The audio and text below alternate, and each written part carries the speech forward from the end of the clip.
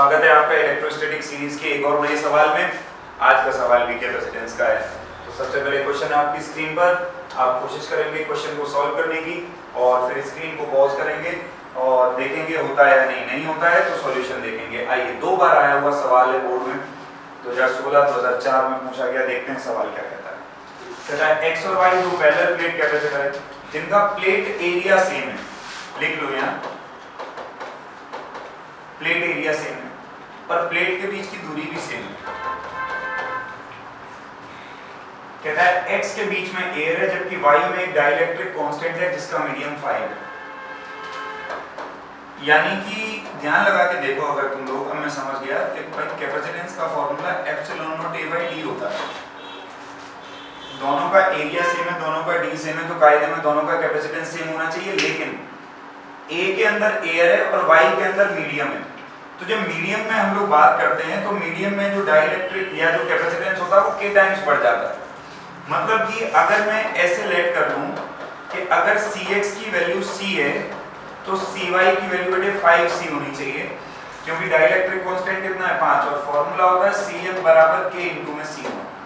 तो मतलब y जो है इसका जो कैपेसिटेंस है वो x के कैपेसिटेंस के 5 गुना हो जाएगा बेसिकली। अब ये कहता है calculate the potential difference between the plates of x and y। कह रहा है x और y के बीच में पोटेंशियल डिफरेंस आप कैलकुलेट करो। सवाल बना लेते हैं, आओ जरा डायग्राम।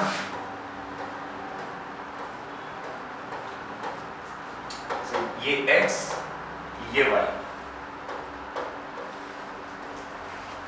इसके अंदर k 5 था, इसी वजह से इसकी वैल्यू बनी 5c और इसकी वैल्यू बनी c। अच्छा, वो भी इसलिए बनी क्योंकि दोनों का एरिया और जो दूरी थी वो बराबर दे रखी थी दोनों के अंदर, बस एक ही अंतर था कि उसमें 5 था डाइलेक्ट्रिक कांस्टेंट, तो इसलिए वो 5 गुना हो गया, है ना। उम्मीद है तुम्हें ये बात समझ में आई होगी। अच्छा, और टोटल बैटरी की वोल्टेज दे रखी है 12 वोल्ट।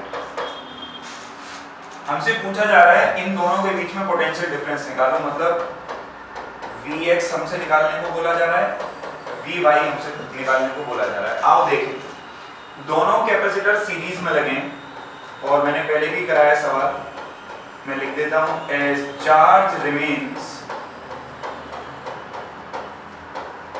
Same in series. भाई सीरीज कॉम्बिनेशन में जो चार्ज है वो सेम रहता है, और अगर सीरीज कॉम्बिनेशन में चार्ज सेम रहता है, चार्ज का फॉर्मूला होता है Q बराबर CD, तो कायदे में Qx और Qy बराबर होना चाहिए, और Qx और Qy बराबर होना चाहिए तो हम लिख सकते हैं Cx Vx बराबर होना चाहिए Cy Vy के।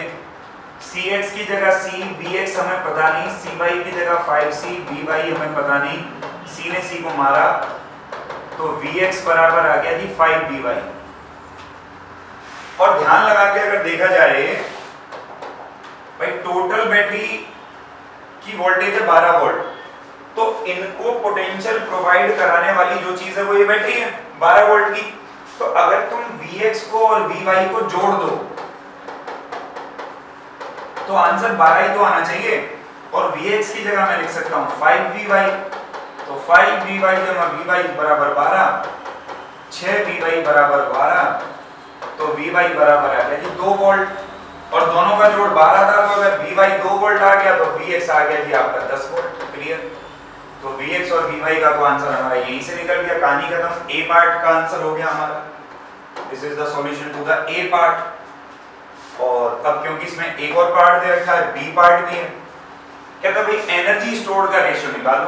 अच्छा जी, एनर्जी स्टोर्ड का फॉर्मूला लगा लेते हैं जी, हाफ सी बी का स्क्वायर। तो हमें निकालना है देखो ux बाई uy। अब ध्यान से देखो, हाफ से हाफ तो पहले ही कट जाएगा, डिवीजन हो रही है, तो आएगा cx इंटू में vx का स्क्वायर अपॉन में cy इंटू vy का स्क्वायर। cx की जगह c, vx की जगह 10, 10 का स्क्वायर 100 बटे में cy की जगह 5c और vy का स्क्वायर 2 का स्क्वायर 4। इसने इसको मारा 4 पंजे 20, आंसर आ गया 5:1। लो ux बाई uy का आंसर निकल गया 5:1। तो अच्छा सवाल है, सिंपल क्वेश्चन है, अगर आपको लॉजिक आता है तो आप कर सकते हो, नहीं आता है तो फिर ढूंढते रह जाओगे। उम्मीद है आज का सवाल समझ में आया होगा। कल फिर एक और नए सवाल के साथ हम मिलेंगे, तब तक के लिए थैंक यू।